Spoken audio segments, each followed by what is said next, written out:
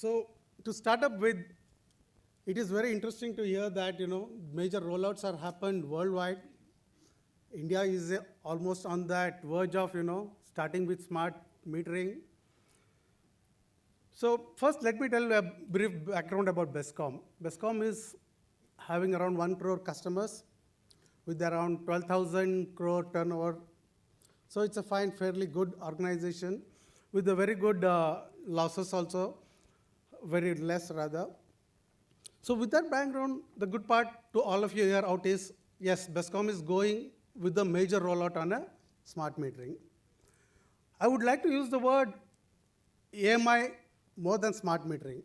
Smart metering is just a component of the entire system out there. AMI is the core factors what we should look at it. Coming to that, when we are planning about AMI, the first questions we should ask, what is that we are needing out of this? What is that as a utility we should gain out of this? If you are not answering these questions, you are not planning your AMI with a goal. It is a mandate, you are going out there. No, it should not be a mandate, but yes, it should be with some fruitful results that you want. Okay, this year, this is what you are achieving.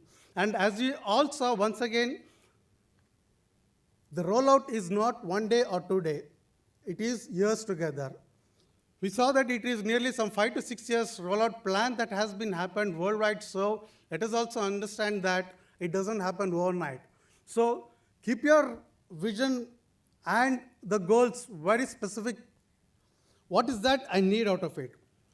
To be simple, let us put that what we are planning and how we want to achieve it. We are asking some simple questions to some major questions. Let us say that by rolling out AMI, what is the meter reader cost that would be reduced? How I am utilizing these people into a different scenario? What is the gains I am getting out of it? Then is a simple question is a disconnection, reconnection. With the smart meter, I am able to do it remotely. I need not go there and the turnaround time. And third most important question which we always are forgetting is the customer. Customer is the end user who is always benefited out of this. Have you brought him into the loop? Where is he? What does he need? When you are talking about a demand response, what does customer benefit out of it? How we are ensuring that his benefits or his concerns are addressed. If you are not answering and keeping the customer into your loop, all what you are planning would be sidelined because you won't get a proper demand response, you won't have the customers participating in your program, and it could be leading into a failure rather. So we at BESCOM are planning out this, and as somebody rightly said, yes, all the expertise that is needed is not available. So the two important things that comes out is capacity building to a certain extent to what we need to answer for ourselves. What is that we internally as a department are able to achieve out there? So we should keep those goals, and what is that we should take it from the industry or the market, what is available. So we should have a clear differentiation, what is that we can do and what we should gain from the market. That is the clear goal.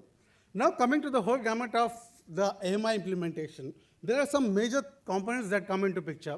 Here you have one side is a meter. There are some standards defined on it. Then there is a very big communication technology that is lying.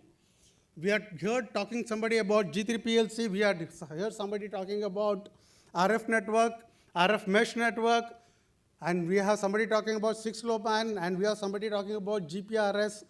How, as a utility, I can be future-proof? Is there a possibility that I ensure, yes, my communication interests are always protected? So now here comes one more question. What is the model in which you want to go ahead with? Is it that you do a CapEx model or you go out with the OpEx model? These are also having a various question marks out there. So you have to really hit at the nail, unless you understand what are your needs, what is that you want to achieve out there, you will be leading into just meeting a mandatory requirement. Yes, smart meter laga liya, yes, laga liya. So that's not the goal.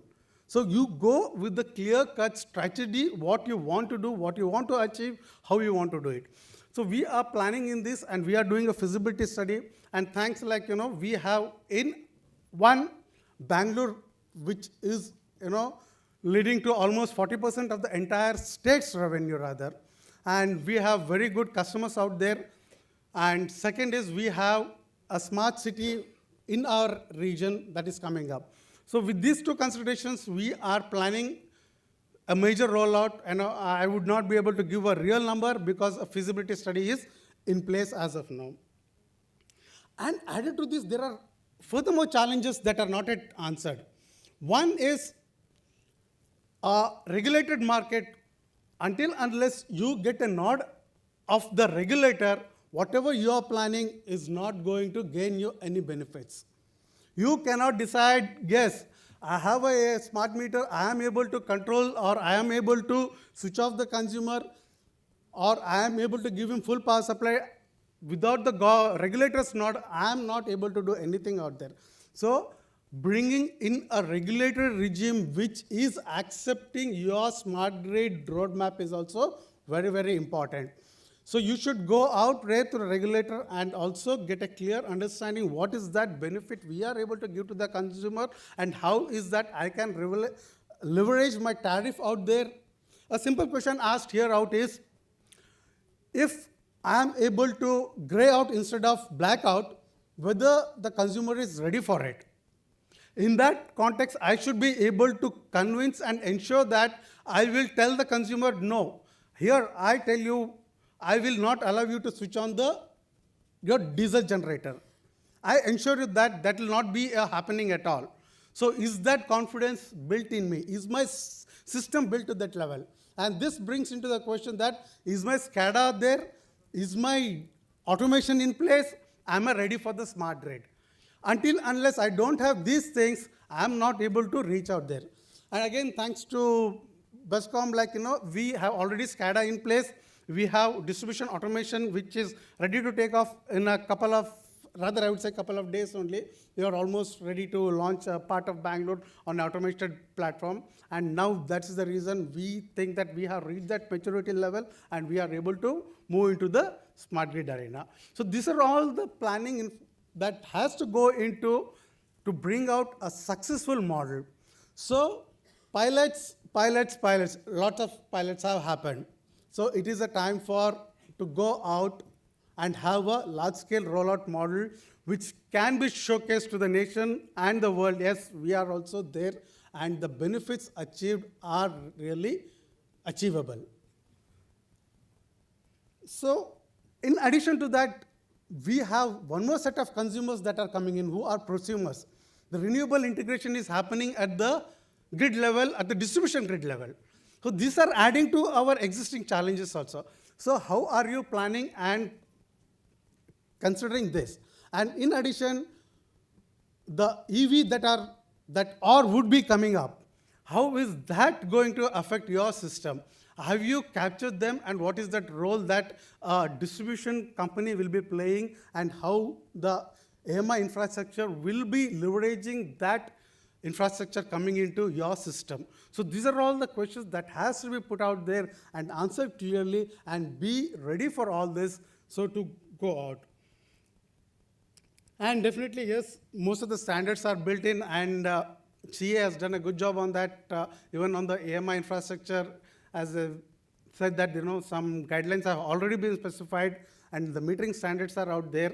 And then there are some questions like, on the technology front, which industry and the standard answers should be, is that if I start up with one particular head-end solution, is that tomorrow any other meter is able to communicate and have that interoperability which is achievable, which I need not go have multiple MDAS systems or MDM systems running parallelly and adding to my infrastructure, IT infrastructure. So these are all many questions that has to be clearly brought out, and then a feasibility study done, and we are in that feasibility study level, and we might be rolling out with the detailed projecting in quite some time.